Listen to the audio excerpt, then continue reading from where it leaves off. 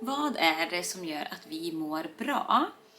Vad är det som gör att vissa människor som har varit med om otroligt svåra händelser, situationer, utmaningar och trauman i livet ändå kan uppleva att man har ett bra liv och mår bra?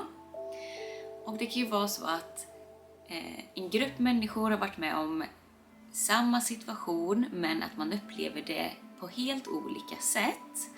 Och det här kollade Aaron Antonovsky på, som är en gammal gubbe som är död nu.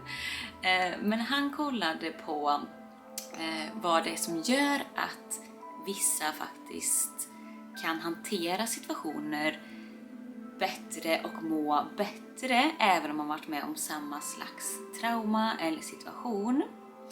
Och han menar att man inte riktigt är helt frisk eller helt sjuk utan att man befinner sig någonstans mellan de här polerna.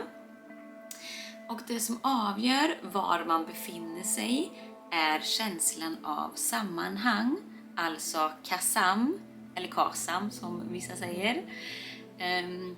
Och då delar han in det i 3 olika områden man kollar på. Och det är begriplighet, hanterbarhet och meningsfullhet. Så att han menar att de här 3 områdena avgör hur du upplever det du har varit med om, och ju högre känsla av sammanhang desto närmare den friska polen kommer man att vara. Så alla de här 3 delarna är viktiga, men han menar att den meningsfulla delen är viktigast och kan väga upp mot de andra, hanterbarhet och begriplighet. För har du meningsfullhet och kan se meningsfullhet i någonting, så kan du också lättare förstå och hantera situationen. Så begriplighetsfaktorn, det handlar om att få tillräcklig information för att förstå situationen på då den mognad och nivå man är på. Att man har en förståelse för vad har hänt eller vad ska hända. Att man har den här struktureringen, förberedelsen och att man förstår. En förståelse helt enkelt. Sen har vi hanterbarheten, och den handlar om att ha kunskap, erfarenhet, verktyg, veta hur du ska hantera en viss situation.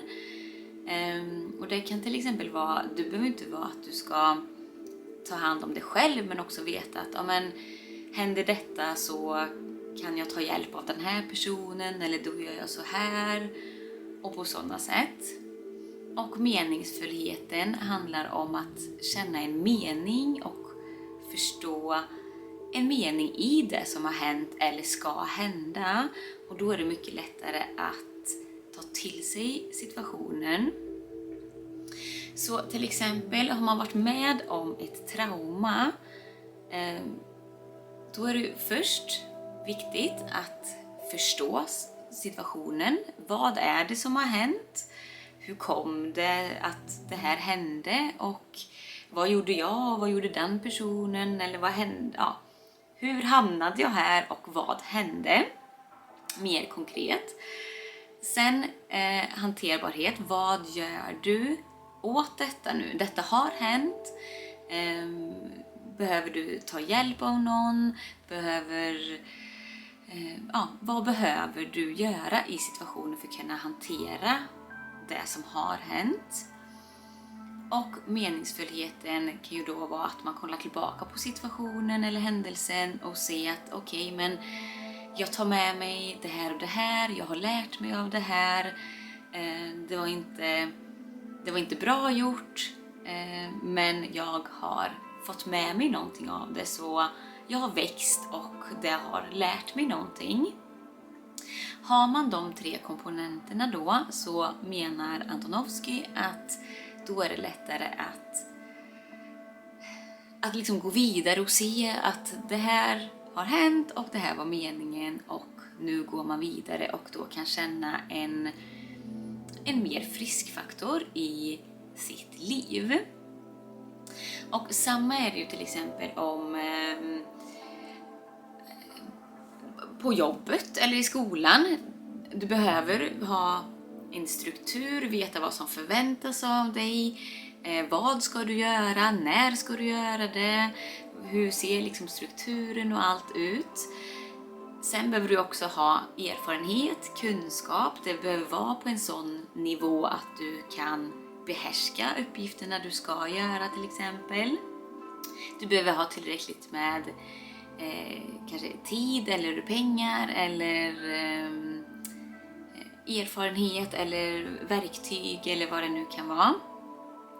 Och sen behöver du också kunna känna en meningsfullhet i att varför ska jag göra detta?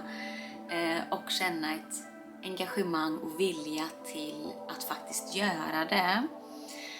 För har man inte det så kommer man närmare den här sjuka polen där man känner sig livlös helt enkelt.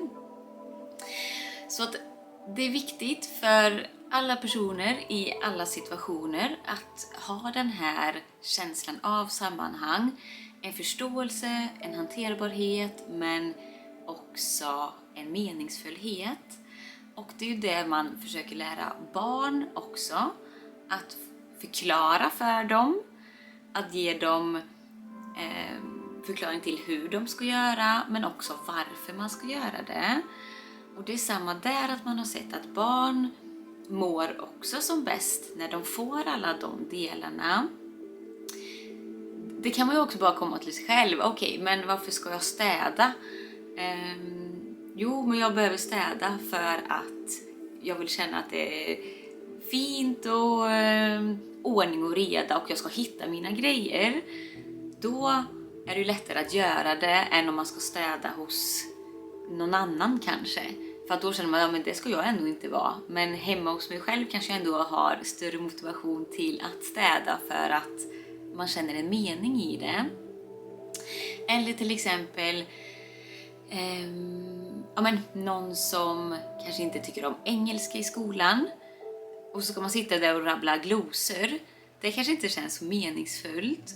Men om du får en uppgift som du älskar, säg att du älskar musik.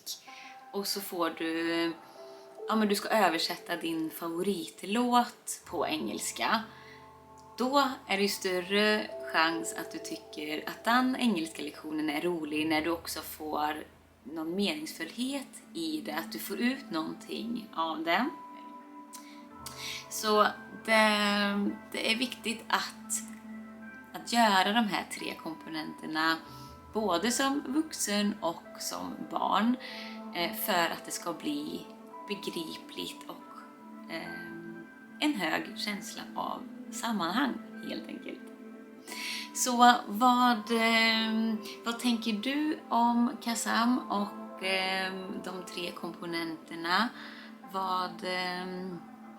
Vad tänker du är viktigast för dig? Är det viktigast att förstå det, att hantera det eller känna en mening med det?